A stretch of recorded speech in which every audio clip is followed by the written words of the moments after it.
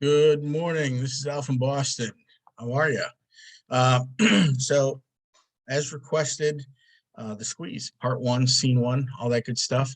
I promised you guys that I would create some content regarding what the squeeze is going to feel like and be like, and this, that, and the other, and what kind of stuff that you should expect from it. Just some tricks, some basic things that you should keep in mind. And let's kick it off. Okay, first things first.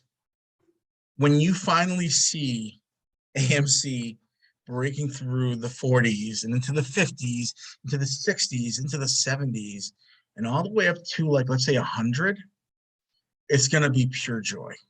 It's going to be ecstasy, euphoria.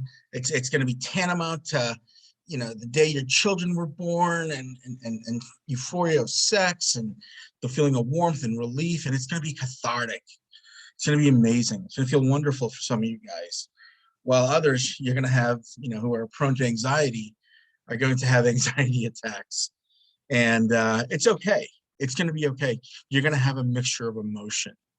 And in some places, some parts of the ape community and the retail community, complacency will set in. And I want to warn you against that. So let's give me 1 second. I just have to switch over a slide. Hold on 1 second. Okay, that didn't work. That's fine. No big deal. Okay.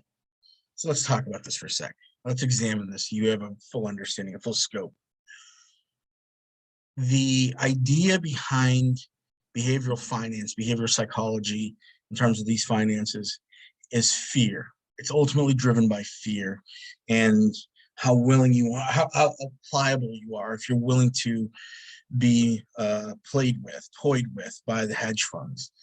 And it's based off of that theorem that you're either going to sell or you're going to hold until whenever, as soon as we start seeing real numbers, expect a massive crash and a drop. And you should know that they have strategic reserves. There's tons of shares they've held on to and they're not using just for this purpose, just so they can drop the share price in the middle of the squeeze. And they have their pals as well.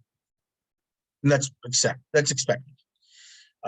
That's when they expect you to drop. They want you at the first crash, at the first face of adversity, like a market halt or waves of FUD or whatever else they might throw at you. They want you to pop smoke. They want you to leave. They don't want you to be around anymore. They want you to exit your position and take what ill gains, small, like meager gains that you have, right? And it's pathetic that they think we're going to leave this so soon after, 10 months of up and down, crashes, market halts, waves of FUD. They think they're just going to just do this. It's not going to happen. We're going to hold. Now, as that market number goes up, when the market price of AMC goes up or GME goes up, the more fearful you're going to become. You're going to start getting these thoughts like, wow, maybe I should exit soon. Maybe I should get out, take what I got, blah, blah, blah. This is where your conviction really needs to stick. Because guys like me, guys like whoever on the page have done their due diligence. This has potential of reaching much higher numbers than the 5 to 10,000 that you're expected to believe. Why do I say that? Because the data that you're basing that theorem off of, that it's going to go between 5 and 10,000 or whatever, is bogus. The data is fucking garbage. It's manufactured data. We know this. Okay, I'm going to get more into this a little bit. All right, but in the beginning, you're going to feel the ecstasy. You're going to feel happy. You're going to finally feel vindication. But don't expect that to last very long, because they're going to crash this fucking thing. They're going to crash it. They're going to market halt it. They're going to tons of FUD, all kinds of crazy news stories, and this, that, and the other, lawsuits and blah, blah, blah, and whatever they can throw at you. Don't believe a word of it. They cannot get you out of this position. Remember that. As long as you hold, you'll make tons and tons of money. But this is the way in the sequence I believe it's going to go. And the higher this first part goes, the more fearful you're going to become. So you have to maintain yourself. You have to maintain your bearing, because nobody's going to sell. We're in this together. It's like people are hooked arm in arm, like hands across America. We're not going anywhere. And our convictions, if you need convictions, borrow some of mine, borrow some of the other long-term apes that have been around here, other long-term investors. Remember, there's institutional investors that have been in this play that have devoted millions of dollars. So if they can hold, why can't you? Doesn't make any sense, right? So don't sell. Don't sell between 5 and 10,000. Next slide. All right. Part 2. This is the middle part, right? So some time has gone by, a week, 2 weeks, 3 weeks, a month, 2 months, whatever. This is not the arc of the play. All right. The arc, for those of you who don't know, is the precipice, if you will, of a mountain at the tip top. There is none in a squeeze. There is no arc in a squeeze. I don't care what anyone tells you, what a behavior finance, whatever books that you pull out of. I've spoken to enough people to tell me in an infinity squeeze, there is no arc. It's infinity. It just goes up. It doesn't come down until everybody sells out, right? Even then, it wouldn't be considered an arch. It's not like a regular stock play. This is an infinity squeeze. There's a difference, right? There's no climax. It's just a slow, steady rise. It's a climb to infinity. So in other words, don't sell yourself short. Don't ever sell yourself short in an infinity squeeze. Remember, we own the float multiple times. This thing it's like a runaway train. It can just keep on going as long as we let it, as long as we don't drop out, as long as we don't freak out. There is a number of people that will try to freak out. The baby apes, the ones that are paper hands, the people that probably should have exited the position years ago, and we could have bought the shares up. But they're there. We have no choice. They're going to freak out, and they're going to, when the price drops, they're going to leave. That's fine. Let them go. We'll stick to our convictions. This is not a regular squeeze, right? They cannot do price suppression like we did before. All they can do is drop the price, but they can't suppress the price. So in other words, it's a temporary thing, a couple of days, 30 days the max, 30 days. That's all they can halt it for. It's a month. That gives you a month vacation, not having to look at the stock. And all you have to do is walk away from the stock without looking at it, not exiting your position. And the stock will rise back up again.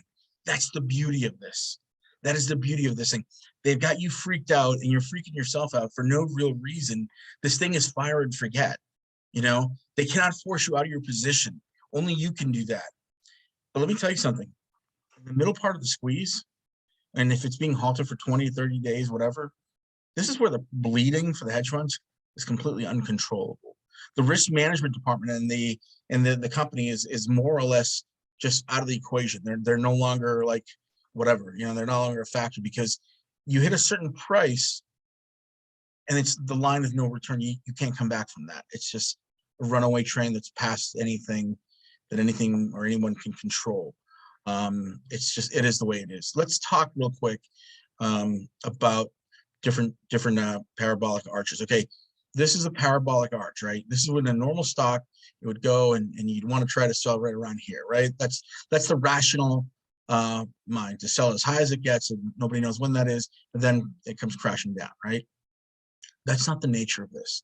Look at the short squeeze. This is the Volkswagen squeeze. How it goes from here, goes up, a bunch of people sell or they short, goes back down, and then boom, it goes parabolic, right?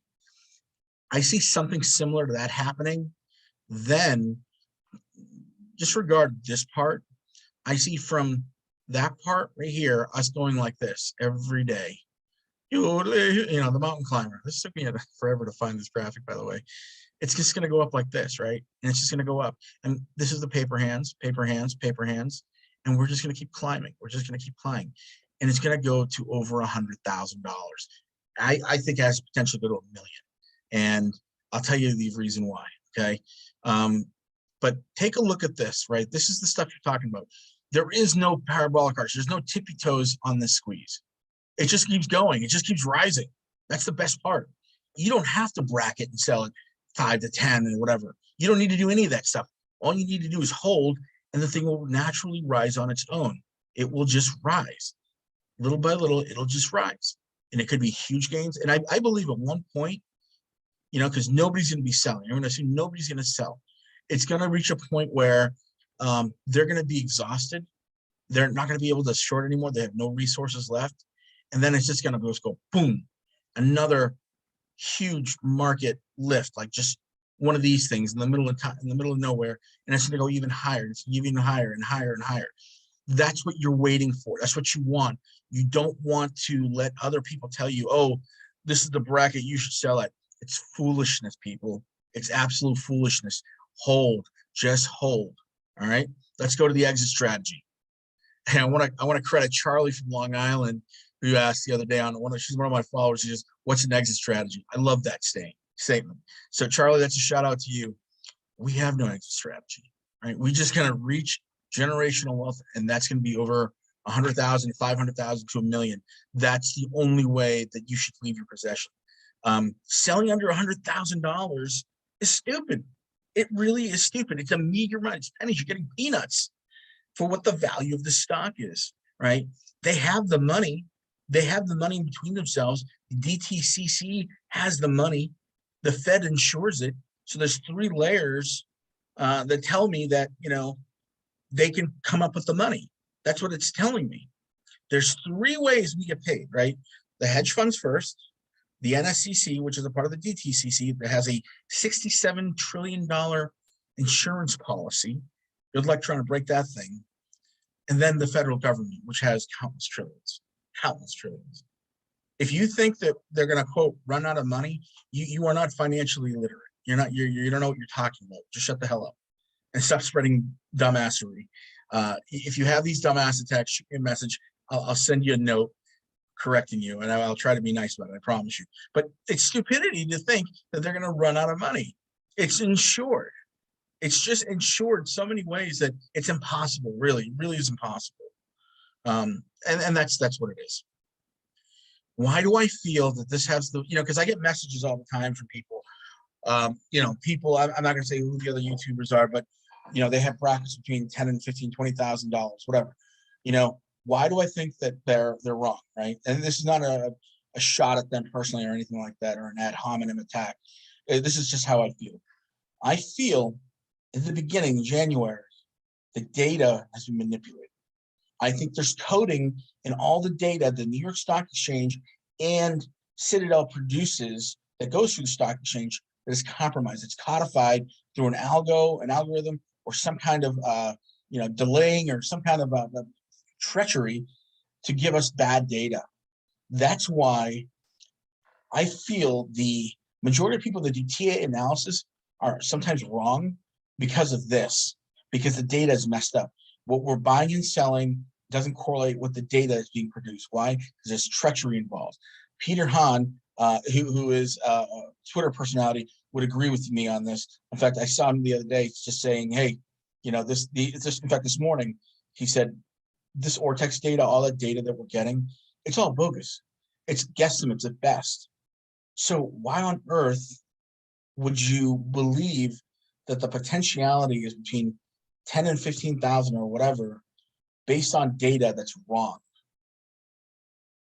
It doesn't make any sense. Why would you believe that? The data that you're getting is wrong. It does not reflect reality. And plus, they control the data. They want this to appear to be as small as possible.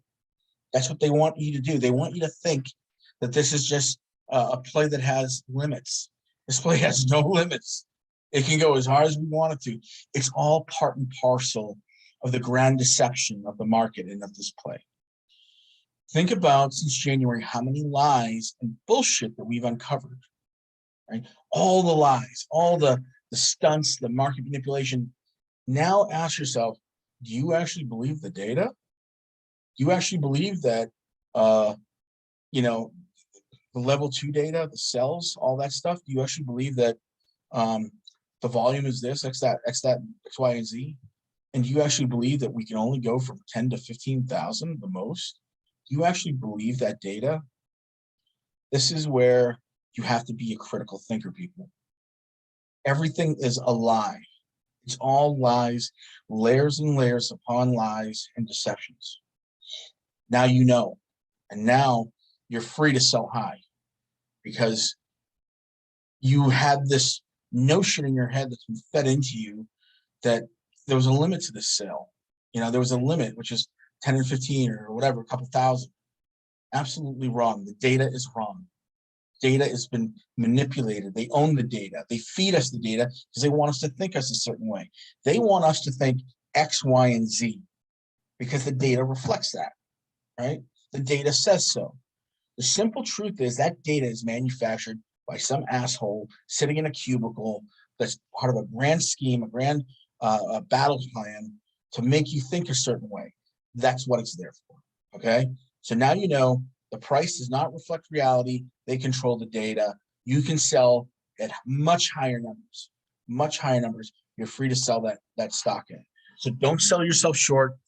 Wait till it gets to astronomical heights like me. I'm going to 1 million, baby. I know a ton of you guys are going to be following me on this. And you know what? I'm happy to be with you on this journey. And I'll try to webcast that day or simulcast that day. And we'll go to 1 million together. So, hey, Al from Boston, a couple days from Thanksgiving. Today's the 23rd. If I don't speak to you before, then have a great Thanksgiving. God bless you and your family. I hope you have a wonderful time. And I'll see you after it's all said and done. See you. Bye.